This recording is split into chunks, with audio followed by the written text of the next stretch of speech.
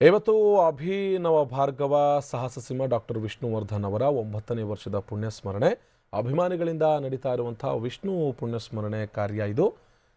ನಗರದ ಅಭಿಮಾನ ಸ್ಟುಡಿಯೋದಲ್ಲಿರುವಂತಹ ವಿಷ್ಣು ಸಮಾಧಿಗೆ ಪೂಜೆಯನ್ನು ಸಲ್ಲಿಸಿದರು. ಬೆಳಗ್ಗೆ 10 ಗಂಟೆಯಿಂದ ಪೂಜಾ ಕಾರ್ಯ ಆರಂಭ ಆಗುತ್ತೆ. ಪುಣ್ಯಸ್ಮರಣೆ ಅಂಗವಾಗಿ ಅನ್ನದಾನ, ರಕ್ತದಾನ, ಆರೋಗ್ಯ ತಪಾಸಣೆ, ಸಂಗೀತ ಮತ್ತು ಮಿಮಿಕ್ರಿ ಕಾರ್ಯಕ್ರಮಗಳು ಕೂಡ ನಡೆಯಲಿವೆ. ಅಹಿತಕರ ಘಟನೆಗಳು ನಡೆಯದಂತೆ ಪೊಲೀಸರನ್ನ ನಿಯೋಜನೆ ಮಾಡಲಾಗಿದ್ದು, ಸ್ಟುಡಿಯೋದಲ್ಲಿ ಸೆಲೆಬ್ರೇಷನ್ಗೆ ಕಡಿಮೆ ಸ್ಥಳಾವಕಾಶವನ್ನು ನೀಡಲಾಗಿದೆ. ಸಿನಿಮಾ ಸೆಟ್ ಹಾಕಿರೋದ್ರಿಂದ ಕಡಿಮೆ ಜಾಗ ಸಿಕ್ಕಿರುವಂತಹ ಕಡಿಮೆ ಜಾಗದಲ್ಲಿಯೇ ಅಭಿಮಾನಿಗಳು ತಮ್ಮ ಅಭಿಮಾನವನ್ನು ಮೆರೀತಾ ಇದ್ದಾರೆ. ವಿಷ್ಣುವರ್ಧನ್ ಅವರ ಸಮಾಧಿಗೆ ಪೂಜೆ, ಅನ್ನದಾನ, ರಕ್ತ ತಪಾಸಣೆ ಹೀಗೆ ಹಲವಾರು ಸಮಾಜಮುಖಿ ಕೆಲಸಗಳನ್ನು ಅವರ ಅಭಿಮಾನಿಗಳು ಮಾಡ್ತಾ ಇದ್ದಾರೆ. ಇದು ಅಭಿಮಾನ ಸ್ಟುಡಿಯೋದಲ್ಲಿ ಸದ್ಯ 9ನೇ ಪುಣ್ಯಸ್ಮರಣೆ. ಇದು ವಿಷ್ಣುವರ್ಧನ್ ಅವರ 9ನೇ ಪುಣ್ಯಸ್ಮರಣೆಯನ್ನು ಅವರ ಅಭಿಮಾನಿಗಳು ಹಲವಾರು ಕಾರ್ಯಕ್ರಮಗಳನ್ನು ಆಯೋಜನೆ ಮಾಡುವ ಮೂಲಕ ನೆಚ್ಚಿನ ನಟನಿಗೆ ಒಂದು ರೀತಿಯಾದಂತಹ ನಮನವನ್ನು ಸಲ್ಲಿಸ್ತಾ ಇದ್ದಾರೆ. ಈ ಬಗ್ಗೆ ಮತ್ತಷ್ಟು ಮಾಹಿತಿಯನ್ನು ಕೊಡ್ತಾರೆ ನಮ್ಮ ಪ್ರತಿನಿಧಿ ಭಾಗ್ಯ. ಸಮಾಧಿ ಸ್ಥಳದಿಂದಲೇ ನಮ್ಮ ಜೊತೆಗೆ ನೇರ ಸಂಪರ್ಕದಲ್ಲಿ ಜಾಯ್ನ್ ಆಗಿದ್ದಾರೆ. ಭಾಗ್ಯ, ಇವತ್ತು ವಿಷ್ಣುವರ್ಧನ್ ಅವರ 9ನೇ ಪುಣ್ಯಸ್ಮರಣೆ, ಅಭಿಮಾನಿಗಳು ಕೂಡ ಇದ್ದಾರೆ, ಹಲವಾರು ಕಾರ್ಯಕ್ರಮಗಳನ್ನು ಆಯೋಜನೆ ಮಾಡಿದ್ದಾರೆ. ಏನು ಹೇಳ್ತಾರೆ ಅಭಿಮಾನಿಗಳು ಅಲ್ಲಿ ಭಾಗ್ಯ?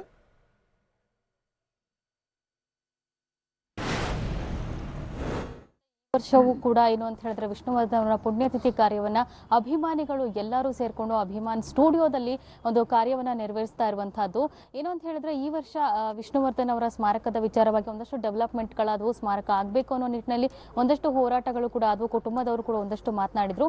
ಇದೆಲ್ಲ ಆದ ನಂತರ ಅಭಿಮಾನ್ ಸ್ಟುಡಿಯೋದಲ್ಲಿ ಅಭಿಮಾನಿಗಳು ಪ್ರತಿ ವರ್ಷದಂತೆಯೇ ತಾವೇ ಮುಂದೆ ನಿಂತ್ಕೊಂಡು ಏನು ಅನ್ನದಾನ ಆಗಿರಬಹುದು, ರಕ್ತದಾನ ಆಗಿರಬಹುದು, ಅಥವಾ ನೇತ್ರದಾನ ಆಗಿರಬಹುದು, ಜೊತೆಗೆ ಆರೋಗ್ಯ ತಪಾಸಣೆ ಆಗಿರಬಹುದು, ಇಂತಹ ಒಂದು ಕಾರ್ಯಕ್ರಮಗಳನ್ನು ಹಮ್ಮಿಕೊಳ್ಳೋದ್ರ ಮೂಲಕ ಪ್ರತಿ ವರ್ಷ ಯಾವ ರೀತಿ ಅವರು ವಿಷ್ಣುವರ್ಧನ್ ಅವರ ಪುಣ್ಯತಿಥಿಯನ್ನು ಆಚರಣೆ ಮಾಡ್ತಾ ಇದ್ರು, ಅದೇ ರೀತಿ ಈ ವರ್ಷವೂ ಕೂಡ ಆಚರಣೆ ಮಾಡ್ತಾ ಇದ್ದಾರೆ. ಇನ್ನು ಬೆಳ್ಳಂಬೆಳಿಗ್ಗೆಯಿಂದಲೇ ಸಾಕಷ್ಟು ಜನ ಅಭಿಮಾನಿಗಳು ಕಂಠೀರವ ಏನು ಅಭಿಮಾನ್ ಸ್ಟುಡಿಯೋದಲ್ಲಿ ಬಂದು ಇನ್ನು ವಿಷ್ಣುವರ್ಧನ್ ಅವರ ಪುಣ್ಯತಿಥಿಯ ಪೂಜೆಯಲ್ಲಿ ಭಾಗಿಯಾಗಬೇಕು ಅಂತ ಹೇಳ್ಬಿಟ್ಟು ಎಲ್ಲರೂ ಕೂಡ ಇನ್ನು ಬೆಳಿಗ್ಗೆ ಒಂದಷ್ಟು ಜನ ಅಭಿಮಾನಿಗಳು ಬಂದು ಕಾಯ್ತಾ ಇದ್ರು. ಇನ್ನು 10 ಗಂಟೆಯ ನಂತರ ಎಲ್ಲ ಕಾರ್ಯಕ್ರಮಗಳು ಶುರುವಾಗೋದ್ರಿಂದ 10 ಗಂಟೆಯ ಮೇಲೆ ಇನ್ನೂ ಸಾಕಷ್ಟು ಅಭಿಮಾನಿಗಳು ಅಭಿಮಾನ್ ಸ್ಟುಡಿಯೋಗೆ ಹರಿದು ಬರುವಂತಹ ಸಾಧ್ಯತೆ ಇದೆ. ಸೊ ಇಲ್ಲಿ ಅಭಿಮಾನಿಗಳು ಏನ್ ಹೇಳ್ತಾರೆ ಅಂತ ಹೇಳಿದ್ರೆ, ಯಾರು ಏನೇ ಹೇಳಿದ್ರು ಸ್ಮಾರಕದ ವಿಚಾರವಾಗಿ ಅವರ ನಿಲುವು ಒಂದೇ, ಸ್ಮಾರಕ ಇಲ್ಲೇ ಆಗ್ಬೇಕು ಅಂತ. ಸೊ ಒಂದಷ್ಟು ಜನ ಅಭಿಮಾನಿಗಳು ನಮ್ಮ ಜೊತೆಲಿದ್ದಾರೆ, ಅವ್ರ ಹತ್ರ ಮಾತಾಡ್ಸೋಣ.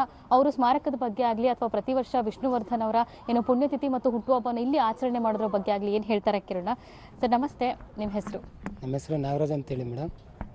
ಪ್ರತಿ ವರ್ಷ ಇಲ್ಲಿ ನೀವು ಬರ್ತೀರಾ, ಆಚರಣೆ ಮಾಡ್ತೀರಾ. ಸೊ ಈ ವರ್ಷ ಒಂದಷ್ಟು ಡೆವಲಪ್ಮೆಂಟ್ಸ್ಗಳಾಯಿತು ಈ ವಿಚಾರವಾಗಿ, ಸ್ಮಾರಕದ ವಿಚಾರವಾಗಿ.